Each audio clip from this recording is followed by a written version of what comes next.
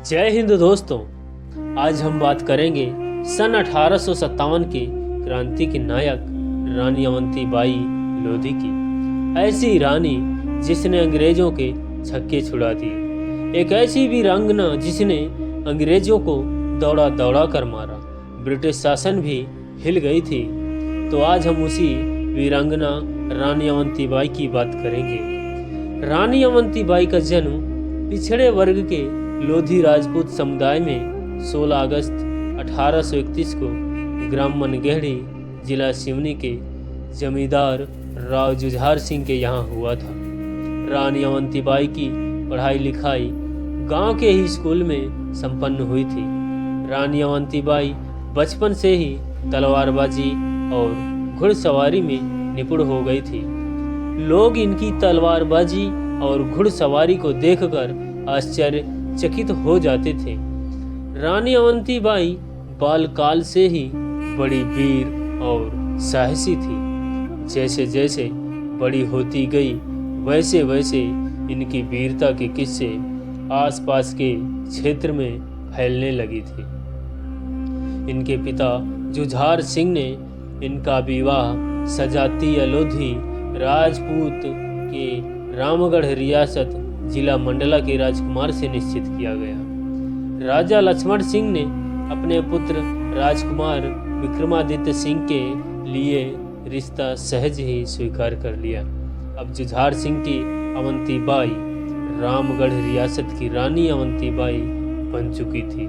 1817 से 1851 तक रामगढ़ राज्य के शासक लक्ष्मण सिंह थे, लेकिन 1851 में स्वास्थ्य खराब होने के कारण लक्ष्मण सिंह की मृत्यु हो गई। अब राजकुमार विक्रमादित्य सिंह रामगढ़ रियासत के राजा बने, लेकिन कुछ महीने के बाद राजा विक्रमादित्य भी अस्वस्थ रहने लगे। अस्वस्थ होने के कारण सन 1857 में इनकी मृत्यु हो गई। इनके 2 पुत्र थे, अमान सिंह और शेर सिंह, जो अभी छोटे थे। इसी वजह से रानी अवंतीबाई राज्य का पूरा कार्यभार संभालने लगी थी। इस समय लॉर्ड डलहौजी भारत में ब्रिटिश राज्य का गवर्नर जनरल था। डलहौजी का प्रशासन चलाने का तरीका साम्राज्यवाद से प्रेरित था। उसके समय में राज्य विस्तार का काम चरम सीमा पर था।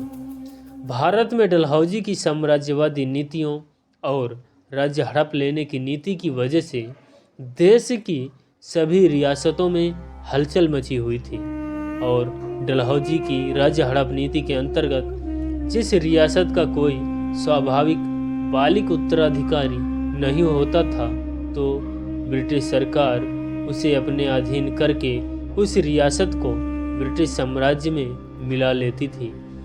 इस हड़प नीति के अंतर्गत डलहौजी ने यह भी आदेश दिया कि जिन भारतीय शासकों ने कंपनी के साथ मित्रता की है अथवा जिन शासकों के राज्य ब्रिटिश सरकार के अधीन है और उन शासकों के यदि कोई पुत्र नहीं है, बिना अंग्रेजी हुकूमत की आज्ञा के किसी को गोद नहीं ले सकता है। लॉर्ड डलहौजी अपने राज्य हड़प नीति के तहत कानपुर, झांसी, सतारा, नागपुर, संबलपुर, करौली, उदयपुर आदि रियासत को हड़प चुका था। रामगढ़ रियासत की राजनीतिक स्थिति का पता जब डलहौजी को लगा तो उन्होंने रामगढ़ रियासत को कोर्ट ऑफ गॉड्स के अधीन कर लिया और शासन प्रबंध के लिए एक तहसीलदार को नियुक्त कर दिया। रामगढ़ के राज परिवार को अंग्रेजी हुकूमत ने पेंशन देना शुरू कर दिया। इस घटना से रानी अवंतीबाई बहुत दुखी हुई, परंतु इस अपमान का घूंट पीकर रह गई।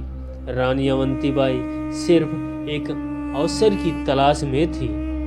सन 1857 में जब देश में स्वतंत्रता संग्राम छिड़ी, तब क्रांतिकारी का एक संदेश रामगढ़ भी पहुंचा, लेकिन रामगढ़ की राजकुमारी रानी अवंतीबाई अंग्रेजों से पहले ही जली भुंजी बैठी थी, क्योंकि रामगढ़ किले को भी अन्य राज्य की तरह अंग्रेजों ने कोर्ट कर लिया था। अंग्रेजी रेजिमेंट रामगढ़ के समस्त कार्यों पर निगाह रखे हुए थी, लेकिन अवंतीबाई अपनी ओर से क्रांति का संदेश देने के लिए अपने आसपास के सभी राजाओं और प्रमुख जमींदारों को चिट्ठी के साथ कांच की चूड़ियां भिजवाई। गुप्त सम्मेलन में लिए गए निर्णय के अनुसार अनुप्रचार का दायित्व रानी अवंतीबाई पर था। रानी अवंतीबाई ने एक पत्र और 2 काली चूड़ियों की एक पुड़िया बनाकर प्रसाद के रूप में वितरण करवाया। पत्र में लिखा था कि अंग्रेजों से संघर्ष के लिए तैयार रहो या फिर चूड़िया पहनकर घर बैठ जाओ। तुम्हें धर्म की सौगंध है, अगर इस कागज का सही पता दुश्मनों को दिया तो। उस समय पत्र एकजुटता का प्रतीक था और चूड़ियाँ पुरुषार्थ जागृत करने का सशक्त माध्यम था। पुड़िया लेने का अर्थ था अंग्रेजों के विरुद्ध क्रांति में अपना समर्थन देना। सभी देशभक्त राजाओं और जमींदारों ने रानी अवंतीबाई के साहस और शौर्य की बड़ी सराहना की। रानी अवंतीबाई ने अपनी योजना के अनुसार अंग्रेजों के खिलाफ विद्रोह का झंडा खड़ा कर दिया। जगह जगह गुप्त सभाएं की गईं। जहां जहां संदेश भेजे गए थे वहां पर क्रांति की ज्वाला फैल गई। लेकिन इसी बीच कुछ विश्वासघाती लोगों की वजह से कुछ प्रमुख सहयोगी नेताओं को अंग्रेजों ने पकड़ लिया और मृत्युदंड दे दिया। रानी अवंतीबाई ने अंग्रेजी शासकों के विरुद्ध विद्रोह करके अपने राज्य से कोर्ट ऑफ वार्ड के अधिकारी को भगा दिया और राज्य की क्रांति की बागडोर अपने हाथों में ले ली। इस प्रकार महारानी अवंतीबाई लोधी मध्य भारत की क्रांति की प्रमुख नेता के रूप में सामने आई। क्रांति की खबर जबलपुर के कमिश्नर को मिली तो वह आग बबूला हो गया और उसने एक पत्र रानी अवंतीबाई को लिखा कि वह मंडला के डिप्टी कलेक्टर से भेंट करे। लेकिन रानी अवंतीबाई पदाधिकारी से मिलने के बजाय युद्ध करने की तैयारी शुरू कर दी। रामगढ़ के किले की मरम्मत कराकर उसे मजबूत और सुदृढ़ बनवा दिया। मध्य भारत के सारे विद्रोही नेता रानी अवंतीबाई के नेतृत्व में एकजुट होने लगे। अंग्रेज मध्य भारत के इस क्रांति से चिंतित हो गए थे। रानी अवंतीबाई ने अपने साथियों के सहयोग से अंग्रेजों से सीधे आमने सामने की लड़ाई लड़ी और गोगरी, रामनगर, बिछिया इत्यादि क्षेत्रों में रानी अवंतीबाई ने अंग्रेजों को दौड़ा दौड़ा कर मारा और इन सारे क्षेत्रों को अंग्रेजों के अधिकार से छीन लिया और बाद में अपने अधिकार में ले लिया। इसके बाद रानी अवंतीबाई ने मंडलागढ़ पर आक्रमण किया और मंडलागढ़ के अंग्रेजी डिप्टी कमिश्नर को दौड़ा दौड़ा कर मारा। डिप्टी कमिश्नर अपनी जान बचाते हुए मंडलागढ़ को छोड़कर भाग खड़ा हुआ। युद्ध में मंडलगढ़ का डिप्टी कमिश्नर वार्डिंगटन भाग गया था और युद्ध में रानी अवंतीबाई की जीत हुई। इसके बाद मंडलगढ़ भी अवंतीबाई के अधिकार में आ गया, जिस पर कई महीने तक शासन किया। मंडला का डिप्टी कमिश्नर लंबे समय से अपने अपमान का बदला लेने के लिए बदले की आग में जल रहा था और वह हर हाल में अपने पराजय का बदला चुकाना चाहता था। इसके बाद वार्डिंगटन अपनी सेना को पुनर्गठित करके रामगढ़ के किले पर हमला कर देता है। इसमें रीवा नरेश की सेना अंग्रेजों के साथ मिली हुई थी। रानी अवंतीबाई की सेना अंग्रेजों की सेना के मुकाबले कमजोर थी, फिर भी वीर सैनिकों ने अवंती बाई के नेतृत्व में अंग्रेजों की सेना से जमकर मुकाबला किया। लेकिन ब्रिटिश सैनिकों की संख्या और युद्ध सामग्री ज़्यादा होने के कारण रानी अवंतीबाई के सैनिक कमज़ोर पड़ गए। अतः स्थिति को भांपते हुए अवंतीबाई किले के बाहर निकलकर देवरागढ़ की पहाड़ियों की तरफ चली गई।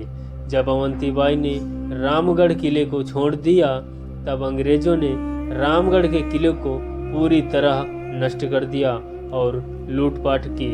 इसके बाद अंग्रेजी सेना अवंतीबाई का पता लगाती हुई देवरागढ़ पहाड़ी के निकट पहुंची, जहां पर अवंतीबाई ने पहले से ही अपने सैनिकों के साथ मोर्चा जमा रखा था।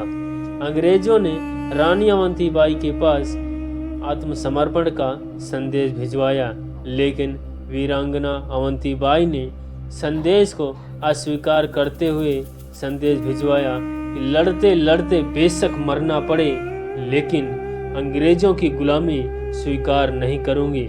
इसके बाद वार्डिंगटन ने चारों तरफ से हमला किया। कई दिनों तक रामगढ़ की सेना और अंग्रेजी सेना के बीच युद्ध चला। इस युद्ध में रीवा नरेश की सेना पहले से ही अंग्रेजों का साथ दे रही थी। रानी अवंतीबाई की सेना बेशक थोड़ी थी, लेकिन युद्ध में अंग्रेजी सेना के छक्के छुड़ा दिए थे। इस युद्ध में दोनों तरफ से सेना के कई सैनिक घायल हुए थे। इस युद्ध में रानी अवंतीबाई के एक हाथ में गोली लग जाने के कारण हाथ घायल हो गया और अपने आप को चारों ओर से घिरता देख रानी अवंतीबाई ने दुर्गावती की साहसी कदम का अनुकरण करते हुए कमर में बंधी हुई अपनी कटारी निकालकर अपने सीने में भोंकते वक्त कहा कि हमारी दुर्गावती ने जीते जी दुश्मनों के हाथ अंग न छू जाने का प्रण लिया था। इस प्रण को रानी अवंतीबाई नहीं भूली और मैं रानी दुर्गावती का अनुकरण करते हुए प्राण त्याग दिए। रानी अवंतीबाई का अनुकरण करते हुए दासियों ने भी तलवार भोंककर 20 मार्च 1858 को अपनी रानी के साथ अपना बलिदान दे दिया। अब परंपराएं बदल चुकी थी। जिस परंपरा में भारत की वीरांगनाएं जौहर करती थीं, अब सभी नारियां बलिदान होने के लिए युद्ध के मैदान में आ गई थीं और यह बदलते भारत की नई तस्वीर थी। चाहे उसमें रानी दुर्गावती हो, चाहे रानी लक्ष्मीबाई हो, चाहे झलकारी बाई हो और चाहे अवंतिका बाई लोधी हो, जिन्होंने भारतीय नारी को एक नया साहस दिया। जब रानी अवंतीबाई अपनी मृत्युशैया पर थी तब उन्होंने अंग्रेज अफसर को अपना बयान देते हुए कहा कि ग्रामीण क्षेत्र के लोगों को मैंने ही विद्रोह के लिए प्रेरित किया था। मेरी प्रजा बिल्कुल निर्दोष है। ऐसा कहकर अवंतीबाई ने कई लोगों को फांसी और अंग्रेजों के अमान्य व्यवहार से बचा लिया। मरते मरते ऐसा कर अवंतीबाई ने अपनी वीरता की एक और मिसाल पेश किया। रानी अवंतीबाई का बलिदान वीरोचित और निस्वार्थ था और पवित्र भी था। ऐसी वीरांगना को भारत देश कभी भुला नहीं सकेगा। जय हिंद, जय भारत।